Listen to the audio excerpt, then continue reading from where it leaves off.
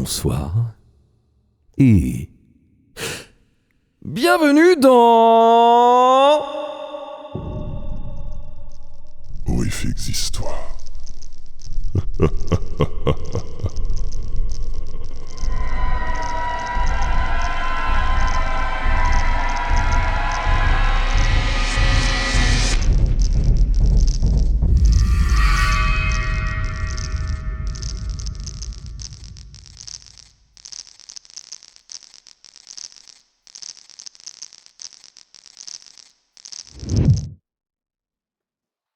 Ceci est un message à l'attention des personnes qui regardent cette vidéo en rediffusion. Oui, vous là sur YouTube.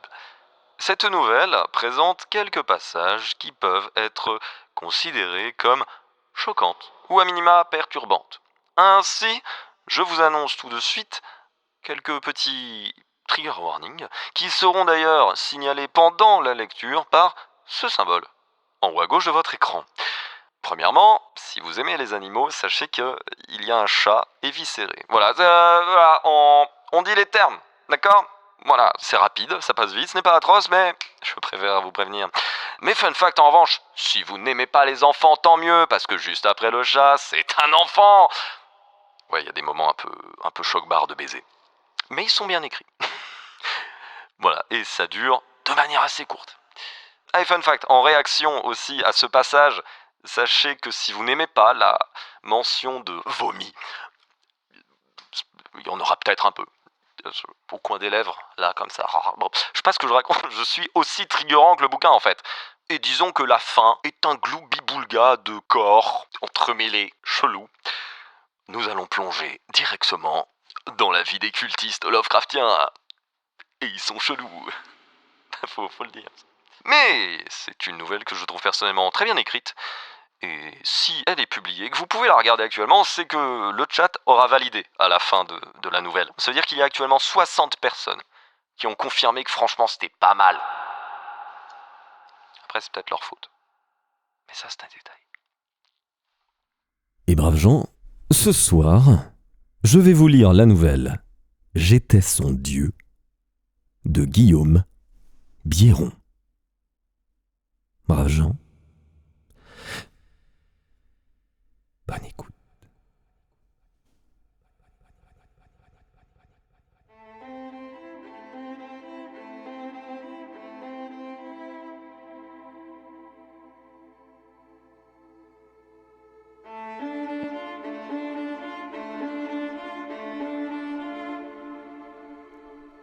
Lancée à toute vitesse, ma vieille voiture s'engouffre dans la nuit.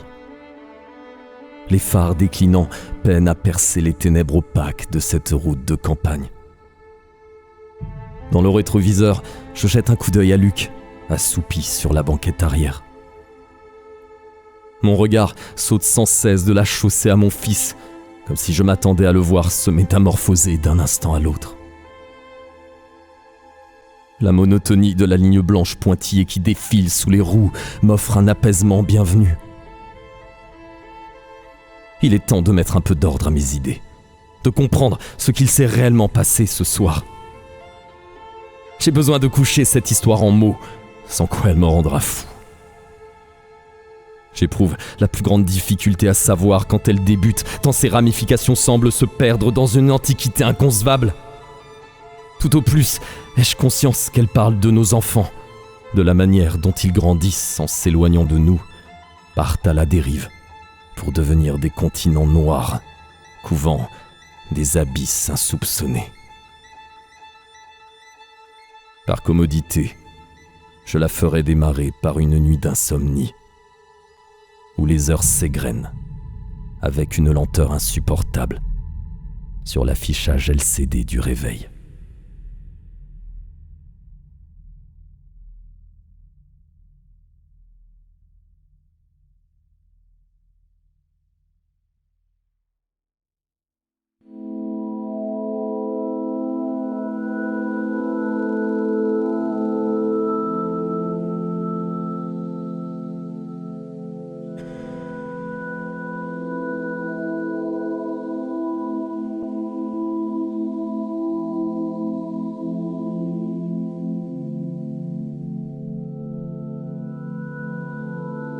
Comme chaque vendredi, Luc est arrivé en début de soirée, flanqué de sa copine du moment, une gamine fluette et taiseuse, au look vaguement gothique. Je les appelle les Siamois, tant ils semblent toujours aller de pair. Par acquis de conscience, j'ai évacué la veille tout le travail du week-end au prix d'une nuit blanche. Je me rends disponible au cas où mes deux pensionnaires souhaiteraient mettre le nez hors de leur tanière en ce beau samedi d'avril. Mais je ne me fais guère d'illusions. Je garde de Luc le souvenir d'un enfant rieur et énergique, un sauvageon qui étouffait entre les quatre murs d'une maison. Aujourd'hui, il tient plus du légumineux hors sol, capable de mener sa vie végétative n'importe où, pourvu qu'on y trouve de la pénombre et un Wi-Fi de qualité pour son ordinateur.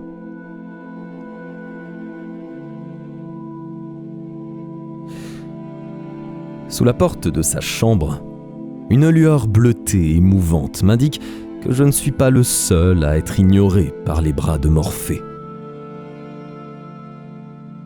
Je m'arrête quelques instants, vaguement honteux de m'immiscer ainsi dans leur intimité. Des bruits étranges me parviennent.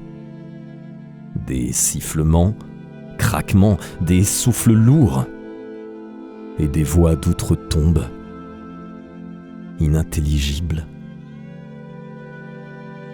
Et ce bourdonnement entêtant, agaçant comme une abeille à un pique-nique dominical.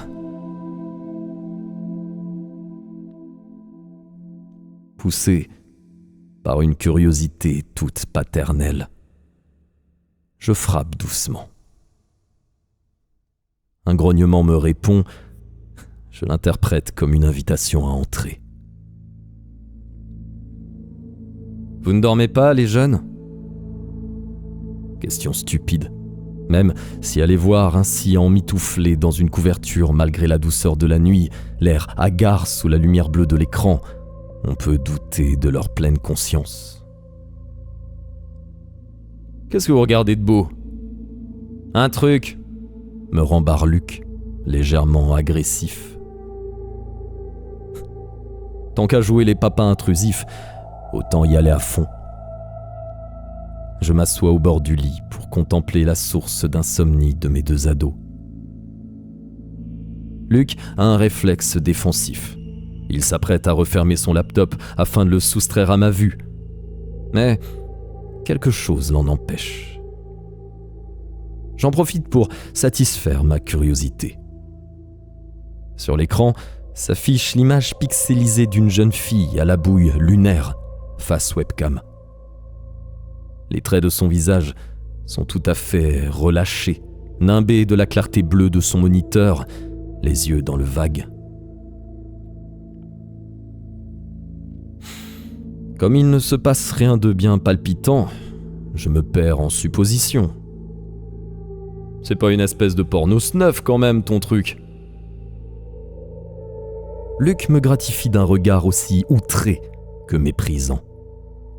Sa copine glousse. J'oublie toujours comment nos jeunes peuvent se montrer prudes devant leurs vieux parents. Il m'ignore de nouveau, abîmé dans la contemplation de son écran. Je regarde son visage, allongé en lame de couteau, ses lèvres fines ourlées d'un duvet brun, l'acné ingrate qui a colonisé son front et son nez aquilin, hérité de sa mère. Je me souviens d'une époque pas si lointaine où sa petite bouille s'illuminait dès qu'il m'apercevait, où mon approbation régissait sa vie entière. Pour rire, je me disais que j'étais son dieu, le centre exact de son univers. Puis, il a eu 15 ans. Et j'ai régressé au point de n'être plus que son père, un vieux con à la ramasse, un poil encombrant. Sans blague, c'est quoi ce truc ? Vous allez regarder ça encore longtemps ? Pas très palpitant.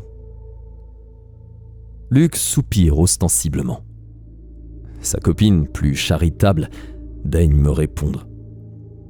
C'est une sorte de défi, si vous voulez. Une vidéo de 9 heures. Il faut la regarder sans interruption. Je reste dubitatif. À mon époque, quand on se défiait, il s'agissait plutôt de plonger à vélo dans la Seine ou de renifler du wasabi à s'en coller une hémiplégie. Pas à se lobotomiser devant des vidéos ineptes. J'ai peut-être davantage vieilli que je ne le croyais. Vieux fossile. Et en quoi consiste le défi ? Pas se lever pour aller pisser pendant 9 heures ? Luc souffle de plus belle. Sa copine s'amuse de mon ignorance et me prend en pitié. C'est pas une vidéo ordinaire, monsieur, commence-t-elle à m'expliquer, ignorant le regard furieux que lui darde mon fils. On ne la trouve pas sur YouTube ou les autres sites de streaming. On se l'échange entre initiés. Personne ne sait qui l'a réalisée, ni même d'où elle vient. Elle circule sur Internet depuis des années. On ne la regarde pas à la légère. D'abord, il nous faut un témoin. « Ferme-la !»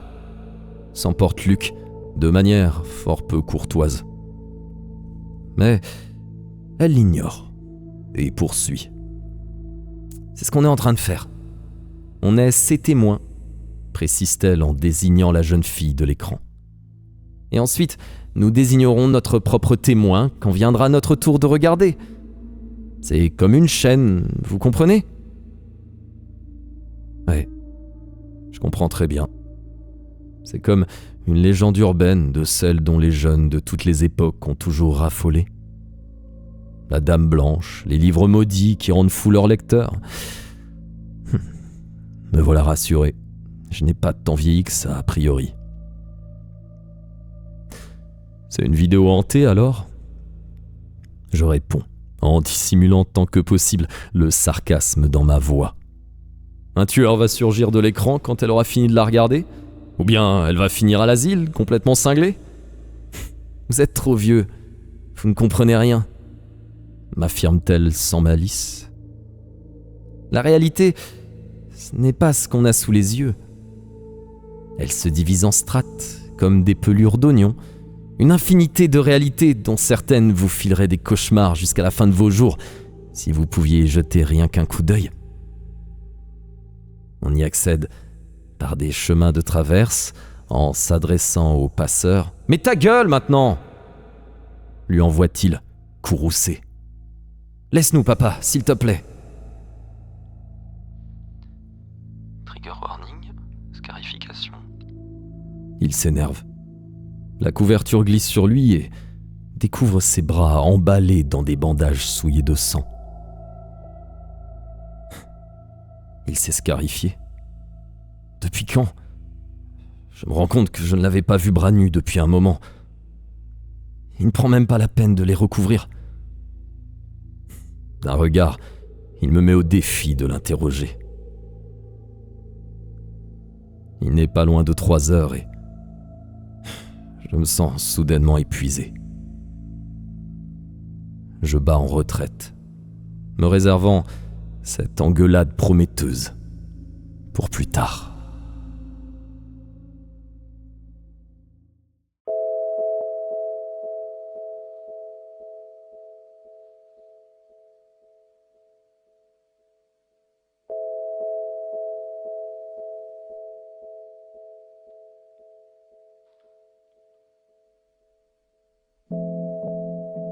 Je finis par m'endormir, pour une poignée d'heures.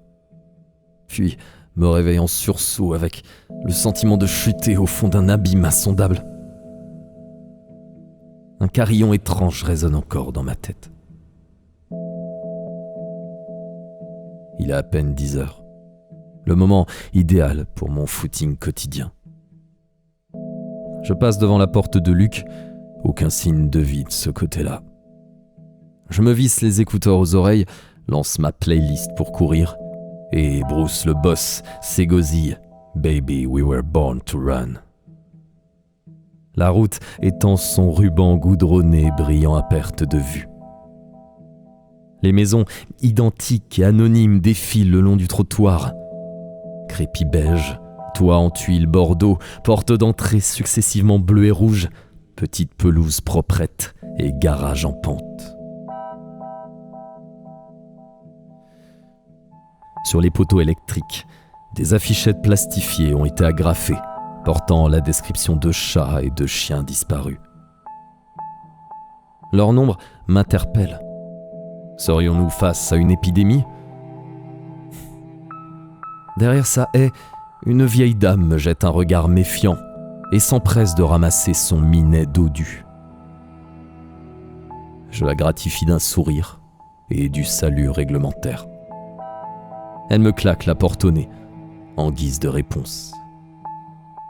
La psychose gagne les amis des bêtes dans ma petite banlieue endormie. La route se soulève doucement le long d'un coteau. Une fois en haut, je m'arrête quelques instants pour reprendre mon souffle. Mes poumons me brûlent, mon dos me lance et mes cuisses implorent ma pitié. Je regarde le lotissement pavillonnaire s'étendre en contrebas jusqu'à un bois. Je repense à ces histoires de dimensions infernales cachées et à la conviction avec laquelle la gamine en parlait. Si un enfer devait se tapir ici-bas, on le trouverait sans aucun doute sous les pelouses verdoyantes et les intérieurs douillets de ce purgatoire pour classe moyenne. Il est bientôt 11h, l'heure de m'en retourner nourrir mes 2 zombies affamés. Mon portable vibre, un message de Luc. Ils partent rejoindre des amis et devraient revenir en milieu d'après-midi. Avec une pointe de dépit, je songe que je ne l'aurais pas beaucoup vu aujourd'hui non plus.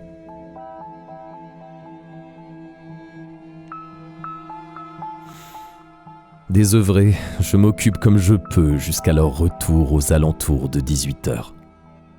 Je leur trouve un air étrange, comme épuisé, l'œil rouge et vitreux. Ils échangent de drôles de regards, à la fois nerveux et complices. Ils me rappellent mes jeunes années, quand moi aussi je me prenais pour l'ennemi public numéro 1 face à mes parents, après une après-midi de fumette en forêt. Luc prend à peine le temps de me dire au revoir avant de courir attraper son bus.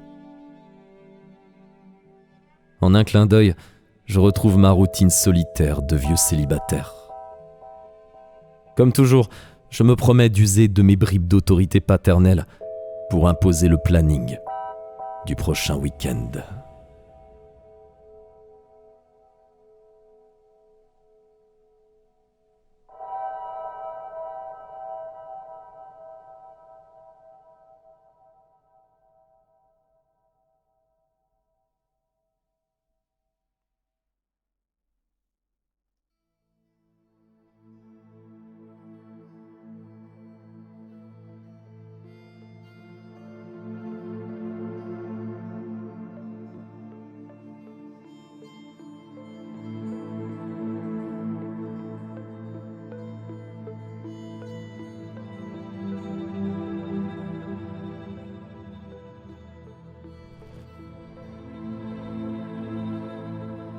La semaine file comme un songe, comme des pensées enfuies au fil de l'eau.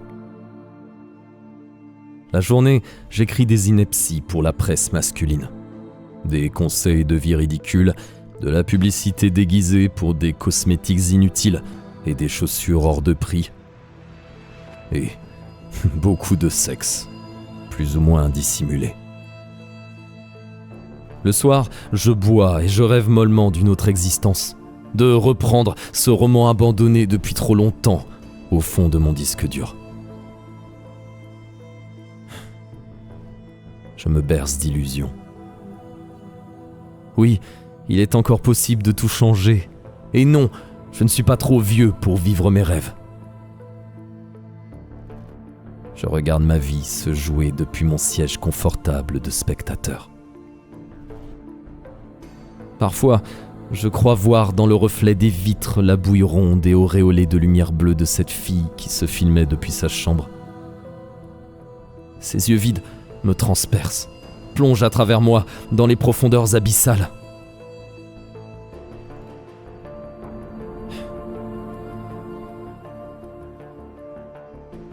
Les jours défilent en rangs serrés.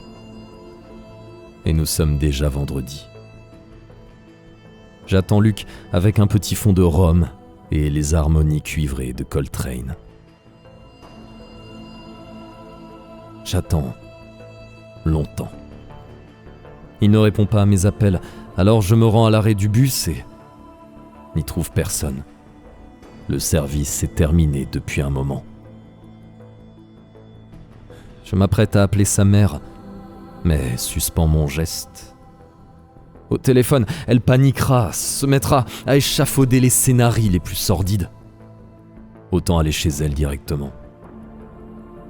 Je rebrousse chemin pour prendre ma voiture.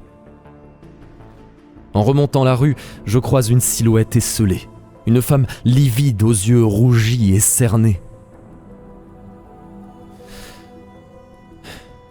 C'est une voisine dont le petit garçon a disparu depuis 2 semaines.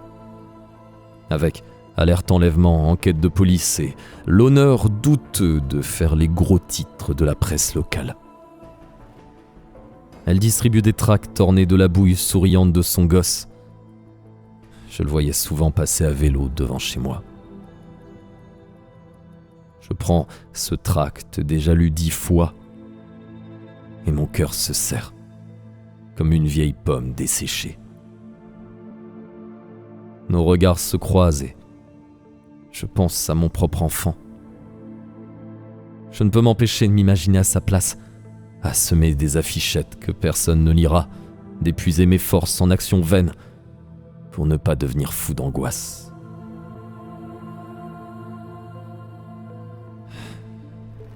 Je voudrais lui glisser quelques mots de réconfort, comme une petite étincelle de chaleur humaine dans un lac gelé. Mais rien ne me vient.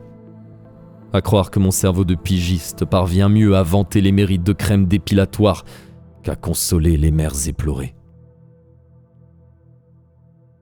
Je lui adresse un pauvre sourire avant de reprendre mon chemin.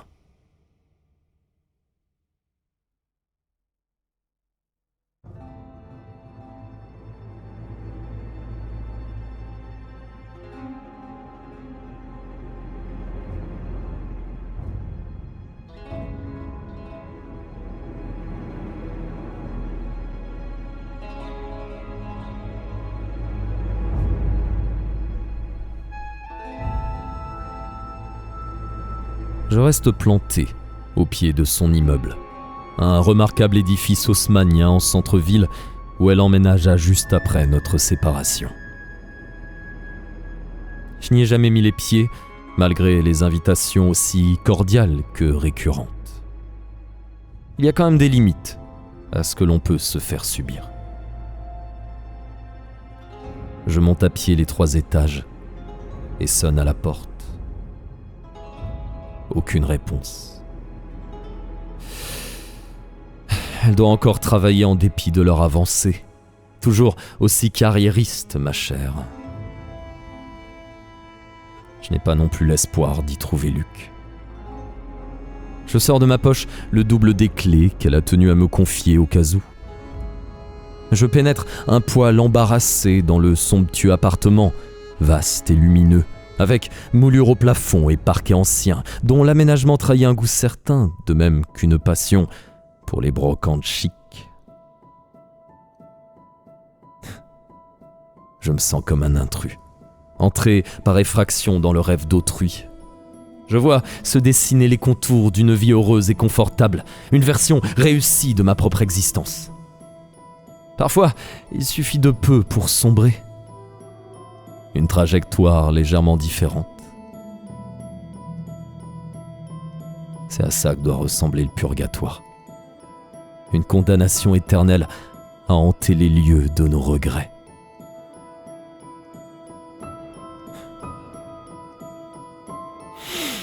Ressaisis-toi, vieille carcasse. suffit de l'auto-apitoiement. Dans la chambre de Luc, je trouverai peut-être quelques indices sur une fugue éventuelle. J'emprunte un couloir qui dessert une série de pièces. Premier essai, la suite parentale. Je rebrousse aussitôt chemin. La deuxième tentative est la bonne, et je suis frappé par le changement d'atmosphère. L'antre de Luc a des airs de crypte malsaine comparé au reste de l'appartement, aéré et lumineux. Les volets clos plongent la chambre dans une pénombre poisseuse. Ça sent le renfermé et les effluves hormonaux là-dedans. Sur les murs, une imagerie macabre se déploie. Des affiches de vieux films d'horreur et des posters de groupes de métal aux looks extravagants saisis dans des postures agressives. Crânes grimaçants et tueurs masqués, ghouls putréfiés, démons sardoniques, cuir, clous et chaînes. Une guitare électrique repose contre le lit, branchée à un petit ampli enseveli sous une pile de comics aux couvertures outrancières. Son cadeau de Noël d'il y a 2 ans. Sa mère avait dénigré l'idée, arguant que Luc n'avait aucun goût pour la musique, que je projetais sur lui mes propres frustrations de musicien déçu. Elle prédisait qu'au bout de 3 mois à peine, l'instrument finirait par prendre la poussière dans un placard. Quelle emmerdeuse. 2 ans plus tard, la guitare trône toujours au pied du lit, prête à hurler des notes tonitruantes.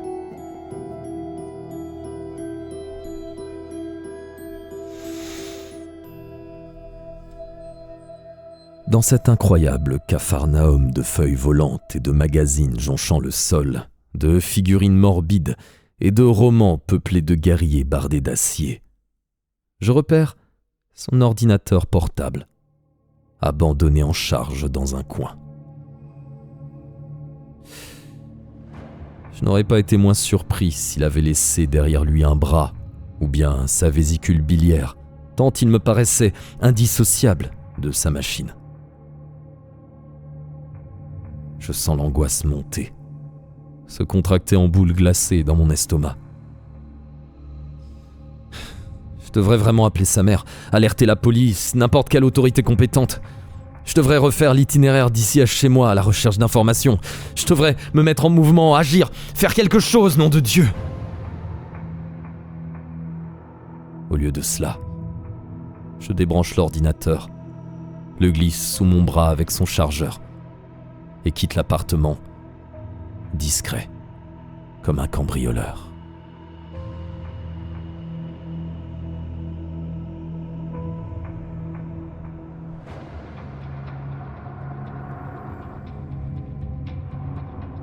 Sur le chemin du retour, je cogite sévèrement. L'hypothèse d'une fugue me paraît la plus probante. Il s'est fait embarquer par sa copine bizarre dans une espèce de sauterie gothique. En ce moment même, il doit se trouver dans les catacombes à lire du Rimbaud en éclusant du whisky bon marché. Le genre d'activité prisée par les jeunes gens étranges de mon époque. J'ai bon espoir de régler cette affaire moi-même, avant de passer pour un abruti responsable aux yeux du monde. Il garde toute sa vie dans cet ordinateur. Je suis certain d'y dénicher son agenda pour la soirée. Je pourrais alors laisser croire que j'étais parfaitement au courant, qu'il avait mon consentement. Après tout, il faut bien que jeunesse se fasse. J'ai toujours été un papa cool, non ? Jamais Luc ne préférerait s'éclipser en secret plutôt que de venir s'emmerder tout un week-end chez moi.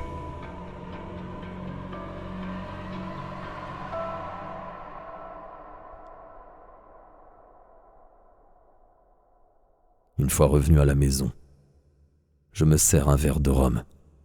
La guitare véloce et agile de Django en fond sonore. Devant moi, repose la bête électronique dont je m'apprête à faire parler les entrailles.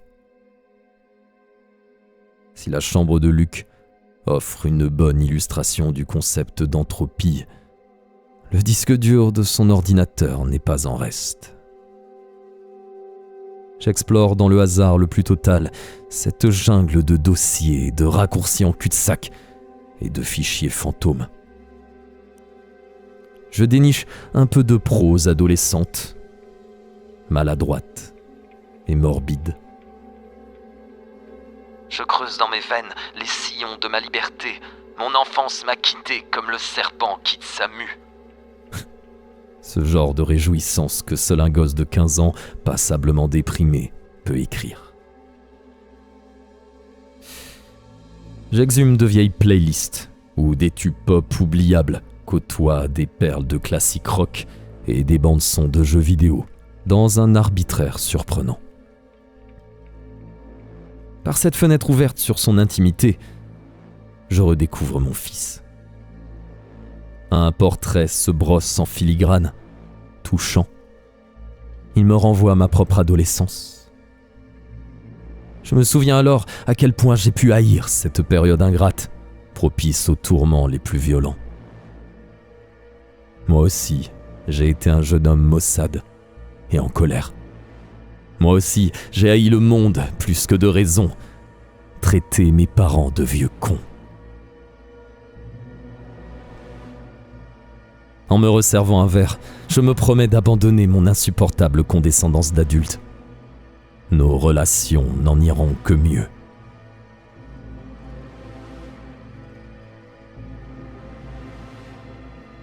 Je continue l'exploration et, comme tout aventurier qui se respecte, je pénètre dans un lieu obscur et interdit. Un dossier au nom cryptique, Nyarlathotep, dissimulé dans une arborescence si foisonnante que seul le hasard a pu m'y conduire. Il est étrangement bien ordonné si on le compare au reste du disque dur. Il comprend 13 sous-dossiers, dont 12 sont datés sur une période qui s'étend du 7 mars au 21 avril, dimanche dernier. Le 13e s'intitule simplement Walpurgis.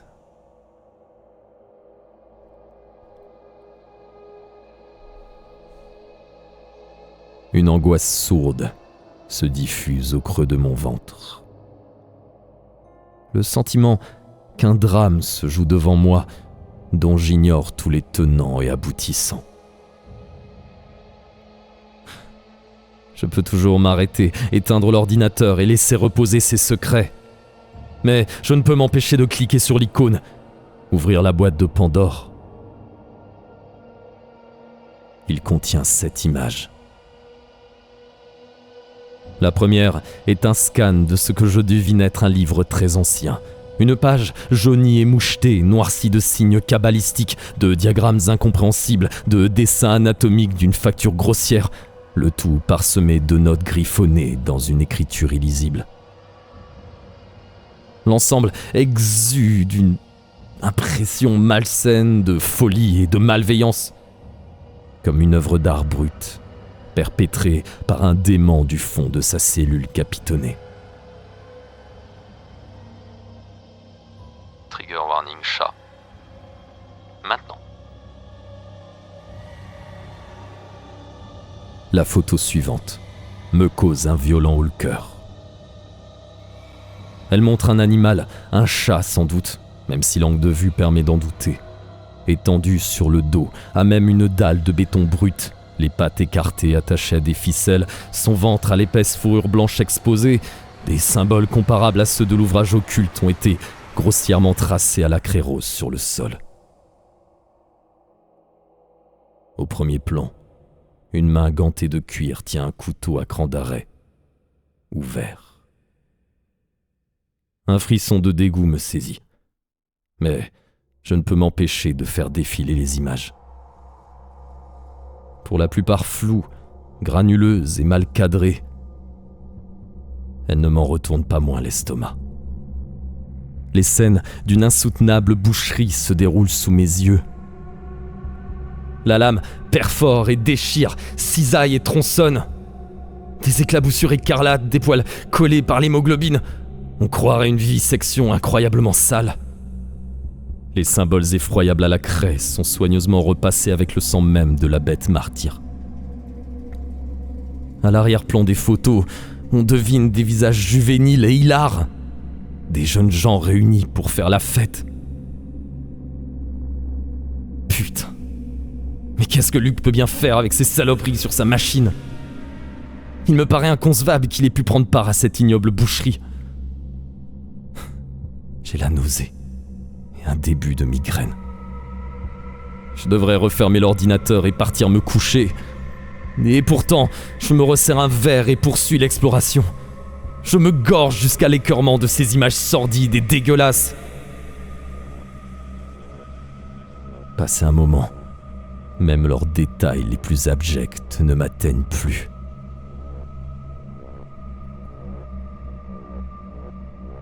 Je m'arrête au dernier dossier, daté du 21 avril. Quelque chose bourdonne dans mes oreilles.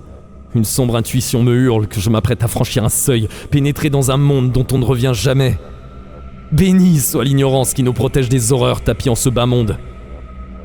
Mu par une volonté étrangère et irrésistible, j'ouvre le 21 avril et clique sur la première image. Puis je bondis en arrière, comme si une bête hideuse menaçait de jaillir de l'écran. Je vomis pour de bon sur le parquet de mon séjour. Je vomis et je pleure. Je me vide de ma substance par les orifices de mon visage. La photo présente la même mise en scène que les autres. Le sol de béton, les idéogrammes tracés à la craie. Sauf qu'en lieu et place d'un animal domestique, la victime est un petit garçon de 5 ans environ, à l'air terrifié. Ses joues sont barbouillées de larmes et de crasse. Cet enfant, tout le monde l'a vu, sur des unes de journaux et des tracts distribués par dizaines.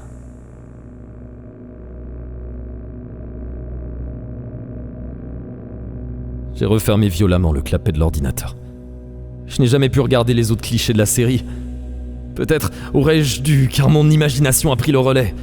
Elle peuple mon esprit de vue, si abject que les images n'auraient pu être pires. J'aurais voulu fracasser cet appareil contre le mur, le piétiner de toutes mes forces, le brûler et enfouir ses restes dans mon jardin, comme une bête néfaste dont on doit se débarrasser. Mais je suis incapable, ne serait-ce que de m'en approcher. Dans mon délire éthylique, je peux sentir une aura malfaisante irradiée du boîtier d'aluminium. Luc commence déjà à s'effacer de mon esprit. Tout du moins, la représentation que je me faisais de lui, tout ce que je croyais savoir à son propos. Je suis en train de perdre mon fils. Seul demeure un étranger qui conserve des photos d'enfants massacrés sur son ordinateur. Une toute autre personne que Luc. Un monstre.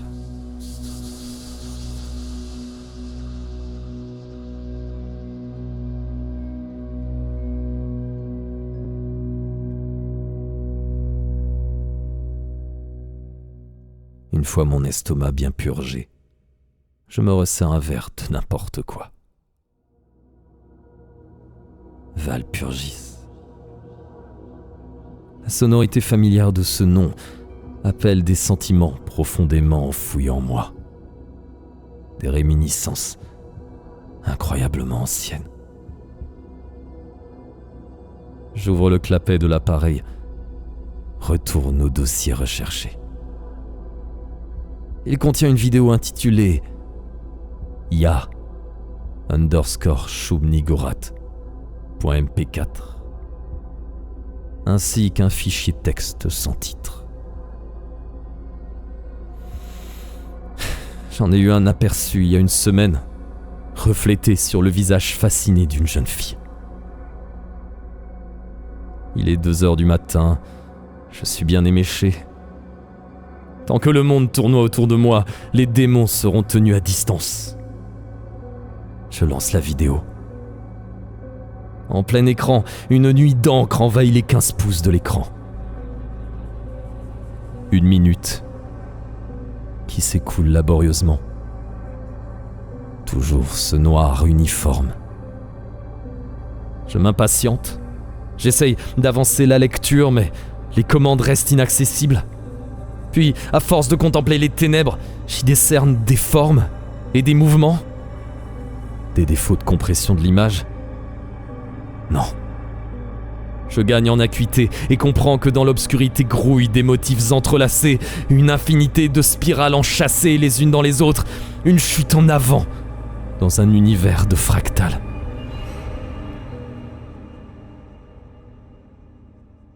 Sur la dalle brillante de l'écran, une silhouette se reflète. Un homme grand et maigre, en costume couleur crème, se tient dans mon dos.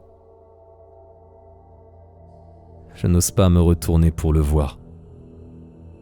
De toute manière, je suis bien incapable de m'arracher à la contemplation. Je sens son regard incandescent posé sur moi, de points qui me brûlent le dos.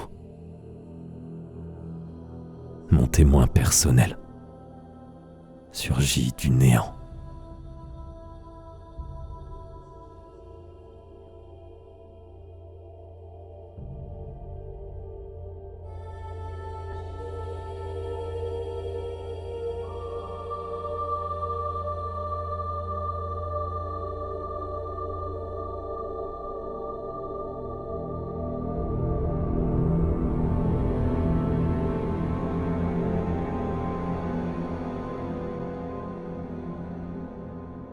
J'ai une courte absence. Reviens à moi quand la vidéo s'arrête soudainement. Elle doit être boguée. Je la relance. Impossible de la visionner à nouveau. Je quitte l'écran des yeux et observe autour de moi. Il fait jour. Je vérifie. 11h07. Ma nuque raidie m'élance cruellement. Mon dos est perclus de douleur. Une épave rouillée gisant au beau milieu d'une mer asséchée. Voilà ce qui me décrirait le mieux. En prime, j'ai écopé d'une sévère gueule de bois. Ma salive s'est épaissie comme de la colle à papier peint. Mon cerveau cogne cruellement dans ma boîte crânienne, menace de pousser mes yeux hors de leurs orbites. Et mon estomac.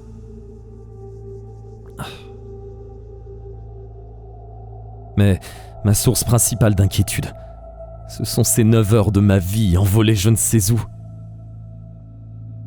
9 heures.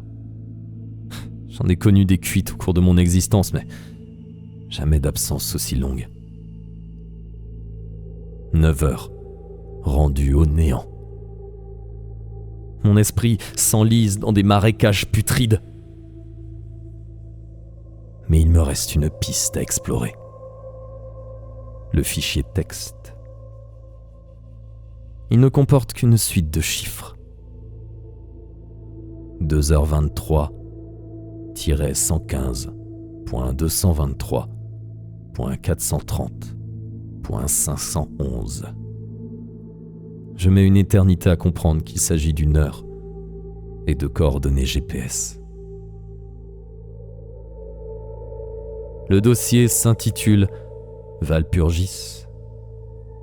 Après une recherche rapide, j'apprends qu'il s'agit d'une très ancienne célébration païenne qui se déroule la nuit du 30 avril au 1er mai, une célébration du printemps et de la fécondité bannie par l'Église. Dans 3 jours, c'est la nuit de Walpurgis.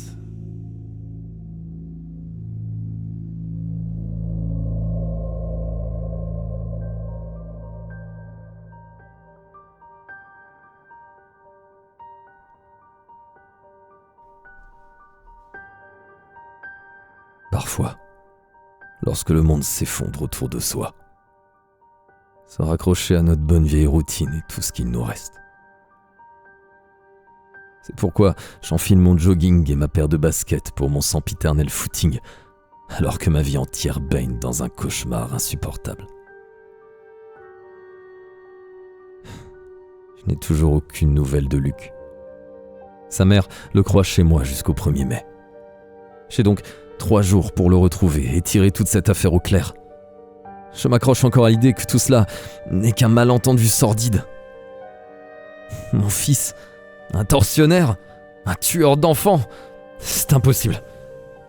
Une bonne explication suivie d'une accolade bourrue nous suffira à reprendre le cours tranquille de nos existences. Les rues sont étonnamment vides pour un samedi midi. J'avance à petite foulée d'abord, puis de plus en plus vite. En accélérant, je tiendrai ma vie à distance. Je me libérerai d'elle comme d'une chrysalide fangeuse et nauséabonde. Mais il me semble qu'une ombre court à mes côtés.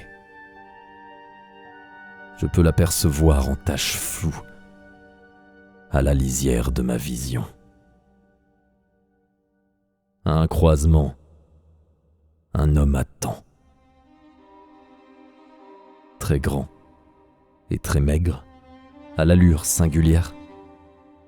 Il porte un costume démodé couleur crème qui contraste avec sa peau d'une carnation charbonneuse gris anthracite. Mais quelque chose d'autre me dérange profondément chez lui. J'ignore quoi. Je passe à côté de lui, croise son regard et une vague de terreur déferle sur moi. Ses yeux n'ont rien d'humain. Ronds comme des billes, totalement dépourvus de blanc, l'iris d'une couleur ambre enflammée, barré de pupilles sombres et rectangulaires. 2 traits d'union. Les yeux d'un bouc sur le visage d'un homme. Le regard caprin rivé sur moi m'inspire une horreur viscérale. J'accélère sans même en avoir conscience, enfile les rues au hasard. Alors que je pense l'avoir semé, j'aperçois la grande silhouette d'Échala dans son costume élimé, planté derrière la barrière d'un jardin.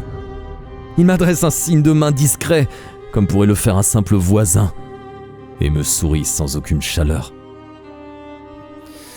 Je presse encore le pas, insensible aux protestations de mon vieux corps en souffrance. Au hasard de ma course incertaine, j'arrive au bois qui jouxte le lotissement. Quelque part au fond de moi, hurle la voix ancestrale de mon instinct de survie. Elle m'implore de m'éloigner des arbres. Il règne sur les bois et les forêts, hurle-t-elle, même dans des bosquets modestes, tels que ceux-ci. Son influence se fait ressentir. Mais il est trop tard. Je me suis déjà enfoncé sous la frondaison clairsemée. Dans mon dos, à la lisière de ma vision, je sens les yeux de bouc brûlés comme 2 braises ardentes. Un grondement sourd monte en moi, une voix si grave qu'elle fait vibrer la moindre fibre de mon corps. Elle me parle de flammes noires qui déferront le monde, de la défaite ultime de la vie et de la matière qui s'effaceront devant le néant absolu. Elle évoque le retour puis l'avènement d'une créature bannie depuis des éons. Puis, elle prononce ces mots que je ne pourrai jamais oublier malgré toute leur étrangeté. Ya, Shunigurat. L'espace d'un instant, j'entrevois l'horreur qui nous est promise, l'annihilation pure et simple de tout ce qui a existé, le vide sidéral pour toute destinée. Terrassé par cette vision, je m'effondre en larmes sur le sol mou et parsemé de gazon du sous-bois.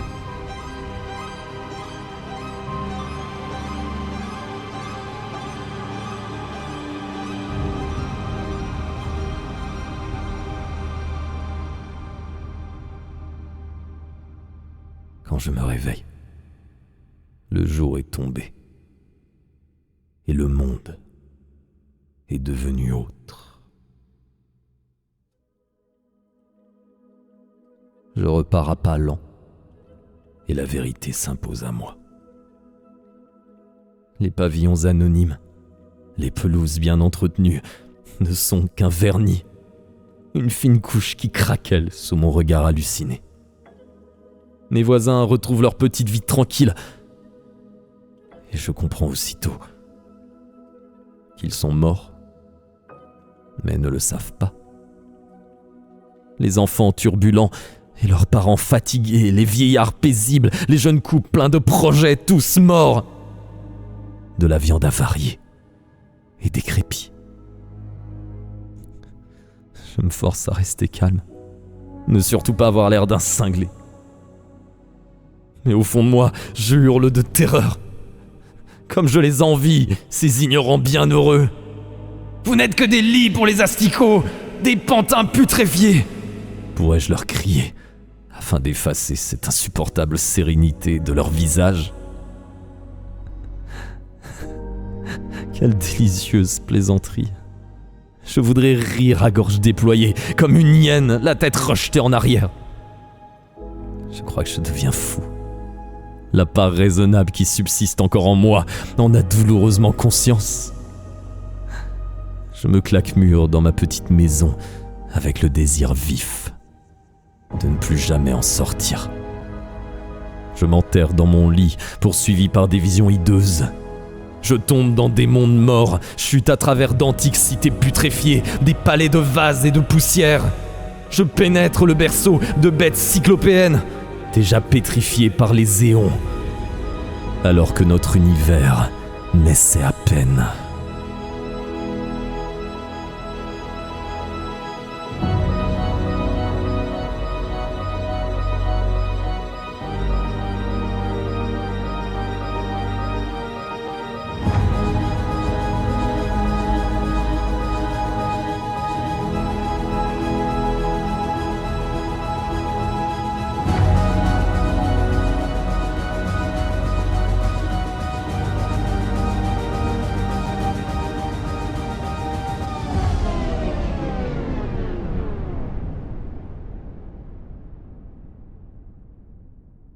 Je ne quitte pas la tiédeur de mes draps avant le milieu de l'après-midi. Je remise l'ordinateur de Luc au fin fond d'un placard, tant sa seule vue me fait horreur désormais. En guise de petit déjeuner, j'ouvre une délectable bouteille de rhum du Panama. 15 ans d'âge, cadeau d'un vieux client pour des années de labeur chichement payées.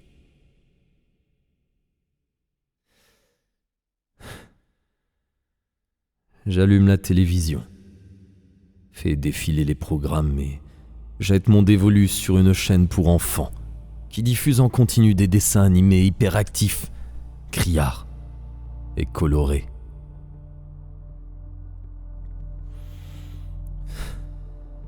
J'espère ainsi cautériser mes pensées, absorbées par les intrigues sans queue ni tête et les voix de canards hystériques sous hélium. Mais je peux tout de même sentir le regard brûlant des yeux de bouc, percevoir le bourdonnement inhumain, psalmodier des prières impies. En songe, j'arpente des cités cyclopéennes, prisonnières des profondeurs sous-marines ou enfouies sous les sables millénaires. Je contemple les bêtes hideuses tapies dans les angles morts, celle qui rêve à l'avènement du néant. Je pense aussi à mon fils. Je me demande depuis combien de temps il parcourt ces sombres chemins. J'essaye de comprendre les erreurs que nous avons pu commettre, les indices qui auraient laissé deviner sa fascination pour ces forces obscures et inconcevables. Je m'endors d'un sommeil sans rêve. Et à mon réveil, je me sens mieux que jamais. Un voile d'illusion recouvre le monde. Il dissimule à notre vie des horreurs sans nom, des abjections dont la seule connaissance ferait basculer la moitié de l'humanité dans la démence. Une fois accepté cet état de fait, on vit beaucoup plus sereinement. Je dois bien l'admettre. Nous sommes le 30 avril. Et ce soir aura lieu la nuit de Walpurgis. Je suis prêt à retrouver mon fils. Au crépuscule, je saisis les coordonnées dans le GPS de mon téléphone. 1h30 de route pour atterrir au milieu de nulle part.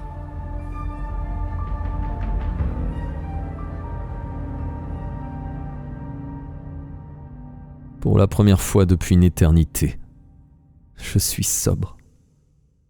Je roule de nuit, traverse des villes mornes, des bourgs sans âme.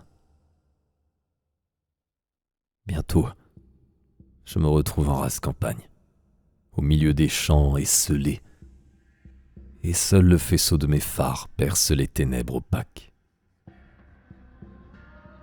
J'arrive à destination plus vite que je ne l'aurais cru, dans une sorte de friche industrielle abandonnée. Je laisse ma voiture en compagnie de dizaines d'autres véhicules sur un parking au bitume défoncé et colonisé par la végétation. J'aperçois un peu de lumière au loin. Elle sourd d'un vaste hangar aux murs éventrés et aux fenêtres aveugles, comme la carcasse dépecée d'un monstre titanesque. Je reste un petit moment assis derrière le volant, avant de me décider à sortir. D'autres voitures arrivent au compte-gouttes. L'heure fatidique approche. Alors, je descends enfin et emboîte le pas à un groupe d'arrivants. Nous pénétrons dans le bâtiment par un trou béant dans la façade. Quelques braseros ainsi qu'une multitude de cierges ont été disposés tout autour du lieu. Une foule clairsemée s'est réunie là, des bouteilles de bière et des gobelets en plastique à la main. Ils me paraissent anormalement calmes. Le ronronnement d'un groupe électrogène se mélange à la rumeur des conversations pour créer un bourdonnement lancinant. L'air détaché, je me mêle aux convives dont la plupart pourraient être mes enfants. On me tend une bière, je la sirote à petites gorgées. Un joint circule de main en main jusqu'à moi. Je n'ai pas fumé depuis la fac, alors je tire trop fort. Ma gorge me brûle, mes poumons se rétractent. Un léger vertige me saisit. Les yeux larmoyants, je rends la cigarette.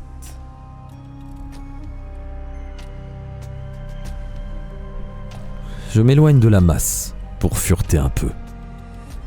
À quelques pas de là, une scène a été improvisée sur une bâche de chantier posée à même le sol de béton brut. Cerné par un imposant mur d'ampli, des instruments gisent sur le plastique bleu. Guitare, basse, clavier, une sorte de gong fêlé et rafistolé. Une fille au maquillage outrancier hurle de rire et détourne mon attention. Pendant ce temps, 5 musiciens sont apparus de nulle part et se saisissent des instruments. Des masques de caoutchouc recouvrent leurs visages. Des faces humaines contrefaites, repoussantes de laideur. Du Picasso chez les consanguins. Ils portent tous des toges noires qui leur laissent les bras nus, couverts de scarifications. Un fin réseau de lignes rouges sans entrelacements géométriques aux angles étranges. Quelqu'un dans mon dos demande le nom du groupe. 1000 chevreaux, lui répond-on avec une pointe d'agacement.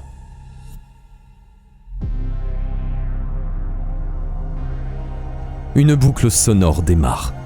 Un quasi-bruit blanc où se distinguent à peine des paroles chointantes et bourdonnantes, des hurlements bestiaux, un carillon d'apocalypse.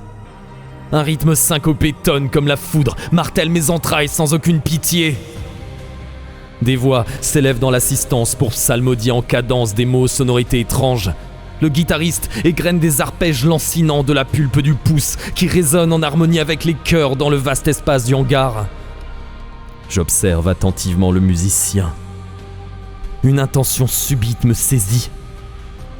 Même taille, morphologie similaire, même sa posture légèrement voûtée de grand dadais me rappelle furieusement mon fils. Plus je le regarde, et plus s'enracine en moi la conviction que Luc se cache derrière le masque grotesque, dodelinant doucement de la tête.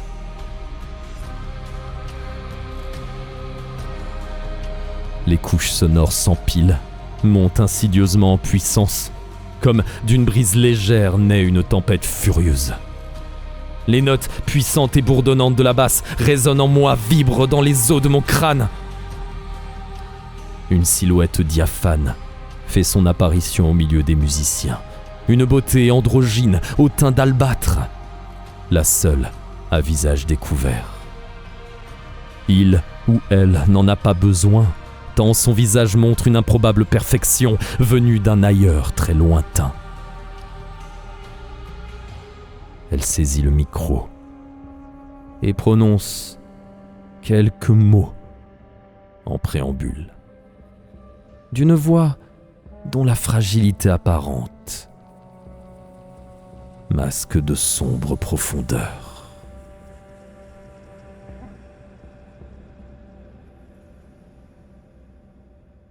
Parce que le monde nous a toujours déçus, murmure-t-elle. Parce qu'il n'existe pas de salut hors des flammes noires. Parce que nous n'avons fait que lui voler le monde. Nous le rendrons à sa splendeur déchue.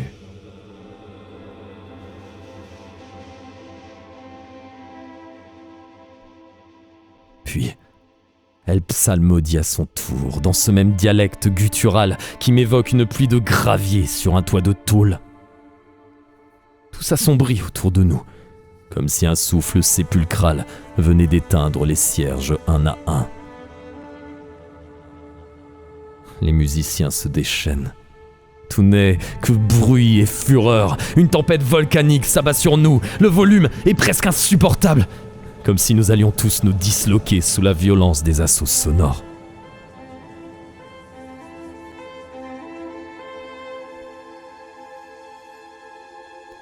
Mais la musique s'interrompt à son crescendo et une bulle de ténèbres parfaitement opaque nous englobe.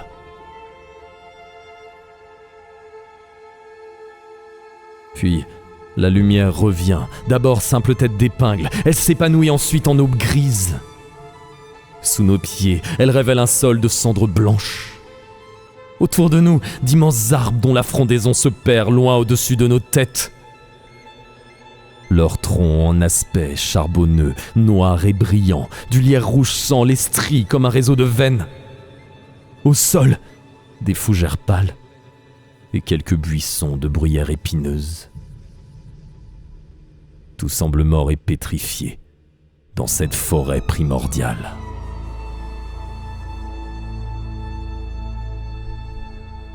Imperturbable, le groupe poursuit sa performance.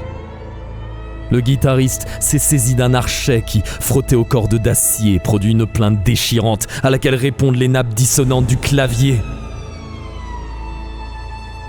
Shum Nigorat, grande chèvre noire aux 1000 chevreaux, entourant nos suppliques et rejoins le monde en offrande.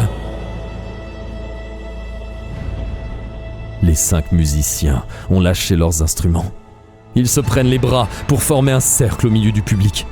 Les motifs scarifiés sur leur chair se complètent parfaitement pour dessiner une unique trame à la géométrie étrange qui s'achève en une boucle parfaite. Ya, Shum Nigorat. D'une seule voix, il psalmodie les mots de plus en plus vite. Tout s'assombrit un peu plus encore. Un nuage anthracite s'assemble juste sous le faîte des arbres. Au rythme des paroles scandées, il grossit rapidement en nébuleuses couleurs de nuit illuminées par des reflets pourpres. Des appendices jaillissent de la masse nébuleuse comme des lianes souples qui fouettent l'air, violettes, luisantes et parcourues de veines gonflées. Émergent à leur tour de monstrueuses pattes d'araignées, munies de sabots noirs et brillants, ainsi qu'une multitude de déchirures, bouches odieuses ornées de dents effilées, et ses yeux de bouc, couleur ambre enflammée, qui éclosent par milliers comme des fleurs au printemps. Une pluie épaisse et huileuse, coule sur mon visage. Je m'essuie et récolte une humeur sombre et poisseuse. Elle sourd de l'épouvantable nuage pour s'abattre sur nous en averse. Une inexplicable frénésie saisit l'assemblée. Les uns et les autres se dévêtent avec fébrilité. Les corps maculés se rapprochent, s'effleurent, puis finissent par s'agglutiner dans des étreintes hallucinées. C'est peut-être l'effet de l'âge, mais je sombre dans une torpeur morbide, là où tout le monde s'agite autour de moi. Je demeure insensible aux nombreuses mains qui me palpent, au corps qui se frotte au mien. Je me défends mollement. Toute volonté semble m'avoir quitté. Mes pensées vagabondent paresseusement dans des contrées lointaines jusqu'à m'emmener à un endroit particulier. Un souvenir, une précision extraordinaire. Je marche pieds nus sur une plage, ma femme à mes côtés.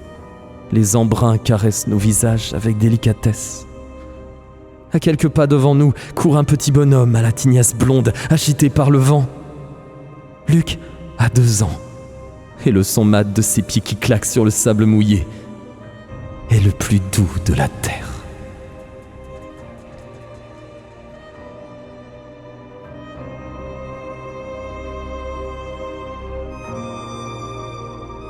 Comme un électrochoc, ce souvenir me ramène à la réalité. Je baigne désormais jusqu'aux chevilles dans une mare de goudron. Les jeunes gens s'y prélassent, s'y unissent. Les obscènes tentacules leur prodiguent des caresses maternelles, comme pour mieux les encourager. Une voix résonne dans mon crâne, douloureusement grave. On a ouvert ma chemise et une main aux doigts fins se promène sur mon torse. J'essaye de la retirer, mais elle adhère à ma peau. Je tire plus vivement. Un bruit de tissu déchiré se fait entendre et une brûlure intolérable me met à vif. Maintenant, je suis parfaitement réveillé et repousse violemment les jeunes lascifs collés à moi, abandonnant au passage de larges portions de mon épiderme. La douleur est cuisante, atroce. Tout autour de moi, les chairs s'amalgament, les corps s'interpénètrent, se reconfigurent de manière grotesque. Une fille qui chevauchait un garçon s'est soudée à lui par le bassin pour former un être unique, sorte de centaure claudiquant. 2 jeunes hommes enlacés se sont mélangés en torsades organiques, des farandoles de jambes et de bras, des agglomérats charnels et informes, constellés d'yeux, de bouche et de nez. Des rideaux de corps nus entravent ma progression. Je les traverse au prix de souffrances indescriptibles, jusqu'à parvenir aux 5 musiciens. Une fois au cœur du maelstrom, je ne suis plus qu'un écorché, chair à vif, dépouillé du moindre carré d'épiderme. Je me ruse sur le guitariste et arrache son masque. Mon fils se cachait bien en dessous, extatique et en nage. Je l'arrache à l'étreinte des 4 autres. Il ne m'oppose aucune résistance. Dans ma tête, la voix tonne et gronde, comme la tempête du siècle, comme un colossal éboulement au sommet d'un mont millénaire, si puissante qu'à tout instant, je crains que mon crâne n'explose sous la pression.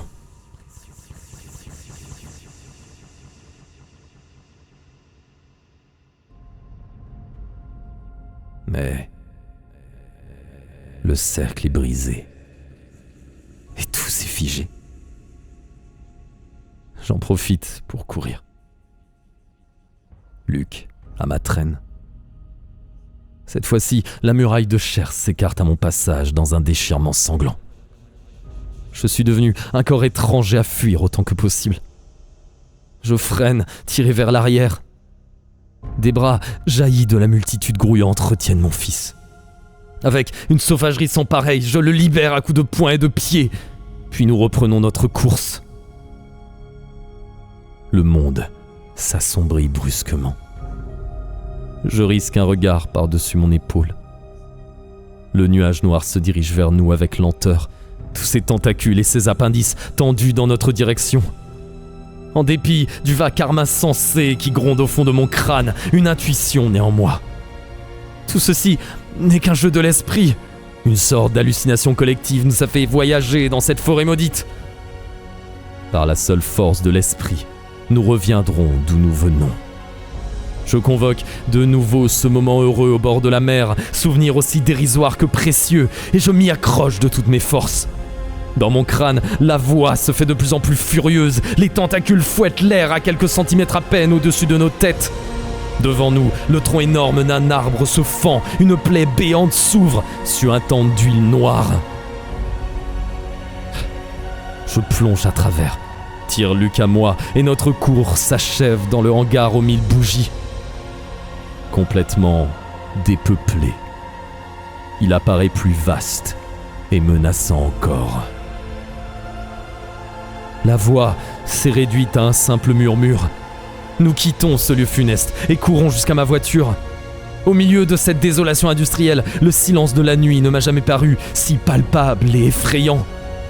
Je jette Luc sur le siège arrière, prends place derrière le volant et démarre en trombe. Tandis que nous avalons les kilomètres comme la nuit a avalé le monde, je retrace le fil de cette histoire. Que s'est-il réellement passé cette nuit ? Je suis bien incapable de le décider. Hallucination collective, transe partagée, ou bien s'agit-il de quelque chose de beaucoup plus sombre et incompréhensible ? J'ignore si j'ai involontairement interrompu quelque chose, une sorte de rituel obscène, le retour sur Terre d'une entité incroyablement vieille et hostile à toute vie. En contemplant cette route avalée par la nuit, un sentiment diffus me saisit. Le monde est bien plus effrayant et obscur que ce que nos sens défaillants nous permettent d'en percevoir. À la lisière se tapit un mal ancien et inconcevable. L'abîme nous cerne. J'y ai plongé pour en ramener mon fils, et je sais que désormais le mal nous guette, attend patiemment l'heure où il nous engloutira tous à nouveau.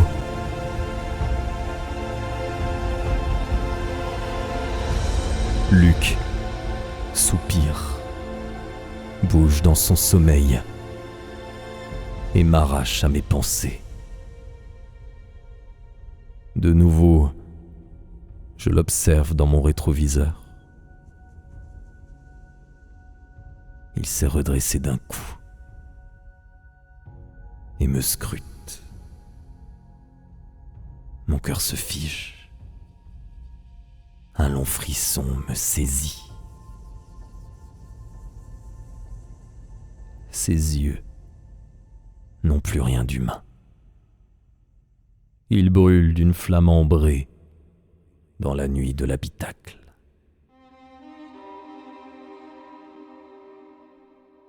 Il s'adresse à moi d'une voix inhumaine, si grave qu'elle me fouaille les entrailles.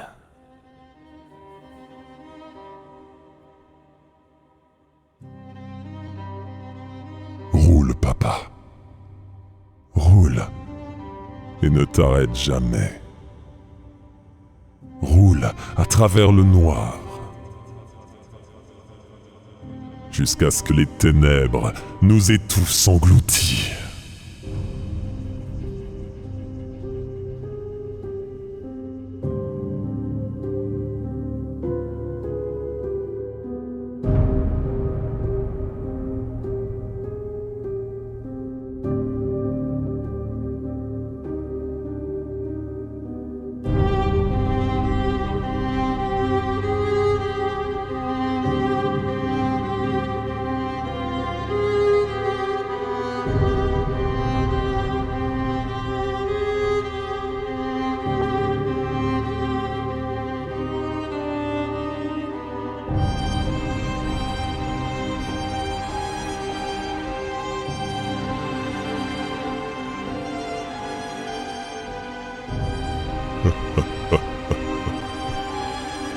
Et c'est une fin d'histoire.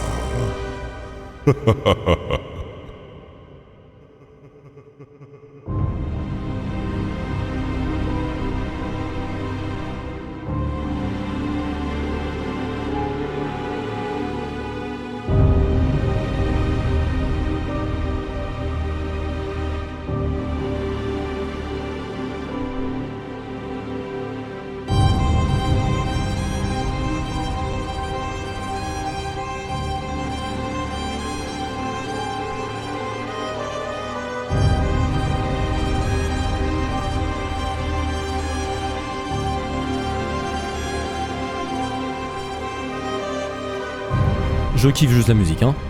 Désolé, hein.